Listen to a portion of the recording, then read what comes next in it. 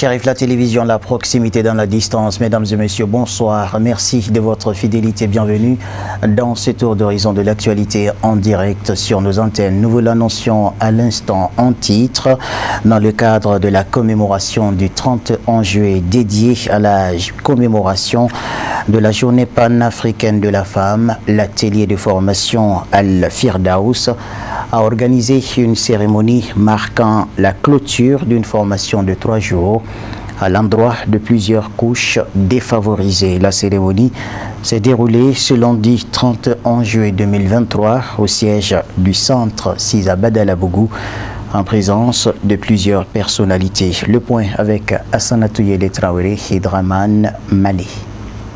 La journée panafricaine de la femme promeut l'entrepreneuriat féminin, mais surtout l'émergence de celle-ci. Une journée célébrée chaque 31 juillet. Dans le but de commémorer cette date, l'atelier de formation Al-Firdaus, relevant du centre de formation professionnelle de Badalabougou, a organisé une cérémonie de clôture de 3 jours de formation initiée à l'endroit des couches les plus vulnérables de notre société. On a eu l'objectif de former à peu près 130 femmes des cas sociaux, que ce soit en saponification de l'association Niaber, IASVO, Espoir Albinos et puis FSEC en milieu universitaire.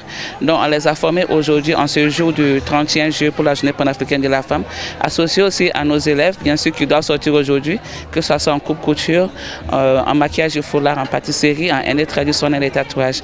Voilà, donc tous ces associés quand même étaient là aujourd'hui quand même pour célébrer la journée de la fête panafricaine de la femme. Et là, j'espère quand même que juste après cette formation, elles seront indépendantes et qu'elles pourront faire quelque chose de leur vie. Comme on le dit vraiment, le développement d'une nation se fait avec des femmes bien formées. Et là, je crois en elles et j'espère quand même dans les jours à venir, notre Mali sera notre Mali à nous, un Mali de demain. Voilà. Le développement d'une nation passe nécessairement par celui de la femme. Bien conscient de cela, l'atelier de formation Al-Firdaus, fonctionnel depuis 2019, initie à l'endroit des femmes des formations dans plusieurs métiers, notamment la saponification, la coupe-couture, le maquillage, le henné traditionnel et tant d'autres. Une initiative qui favorise leur autonomisation. Les participantes se réjouissent de l'apport de cette formation sur leur vie professionnelle. Je suis très comblée. C'est comme si j'avais un rêve. J'ai prié pour réaliser ces rêves tous les jours.